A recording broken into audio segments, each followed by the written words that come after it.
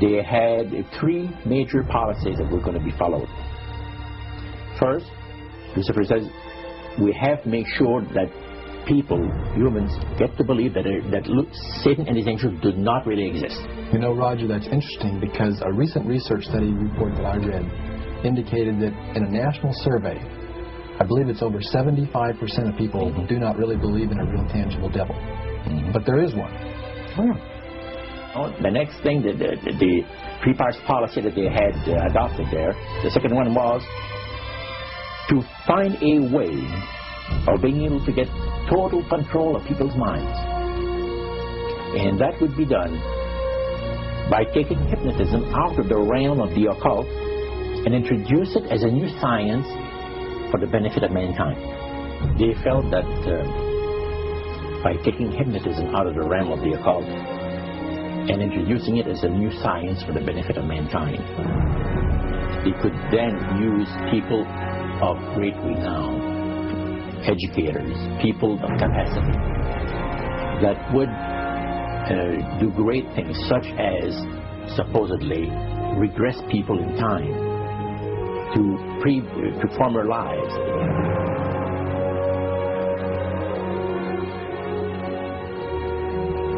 And of course, after the session is over, the person would not know a thing about ancient history. And the person she or he has talked about performing, certain deeds, we'll say, 3,000 or 4,000 years ago.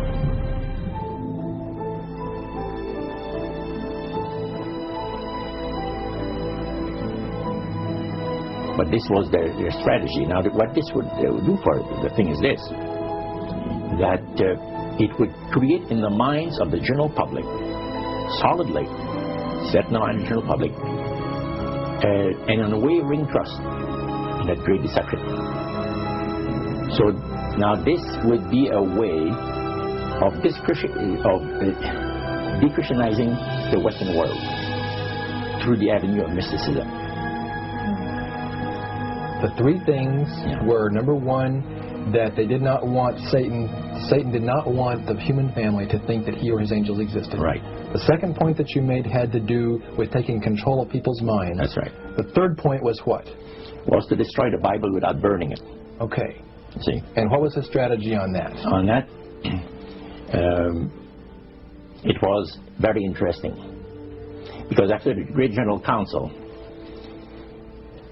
it was decided that Satan would tutor Charles Darwin personally in setting up the principles of his theories of evolution. He was tutored by Lucifer himself, fallen Lucifer. And at that time, it was understood, Satan and his spirit counselors understood, that if a person was led to believe in the theory of evolution, it would, in his life, destroy completely the creation week of the Bible, the fall of man, and final redemption. It would do away with it.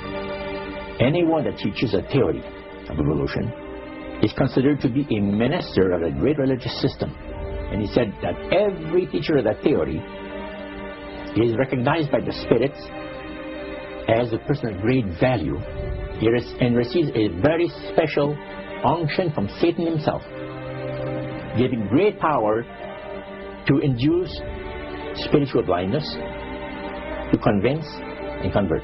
Three capacities.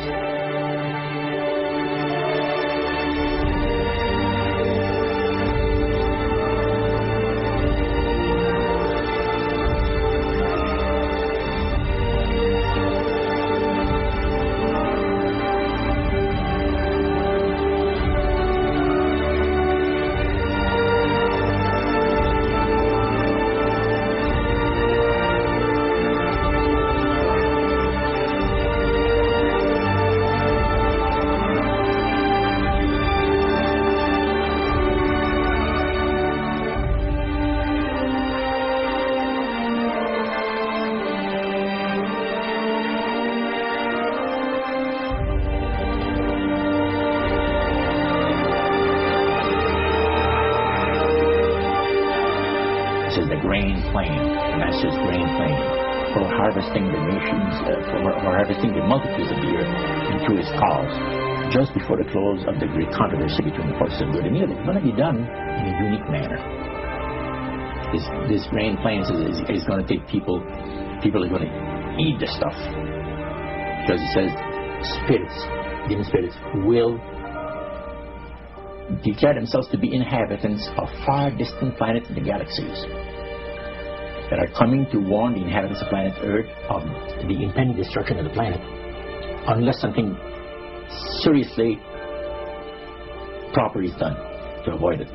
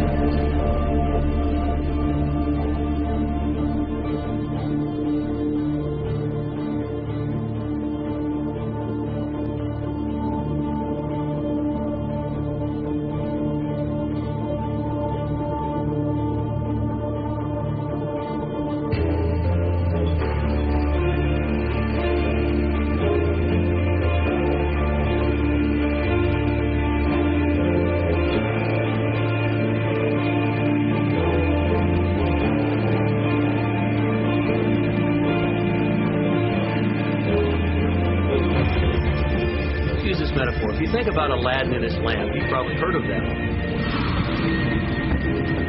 The genie always says one thing. Your wish is my command. You know, the universe is this great genie, and your conscious mind is Aladdin that formulates the intention of what you choose for your life.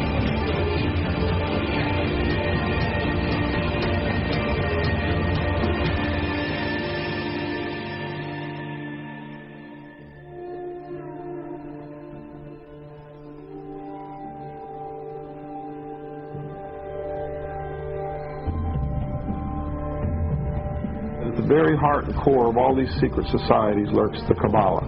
It is a method of encoding information through a system of mathematics and numbers. These people that belong to the secret societies never dared to write down in any language what they knew, what it was that they were guarding, because then someone could steal it and then the secret would be out.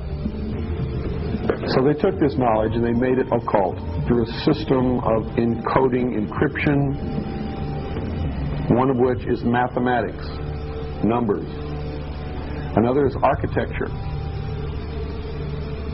Anybody wonder why do they have a fraternal organization called the Freemasons? Aren't those the guys that build walls? You bet they do.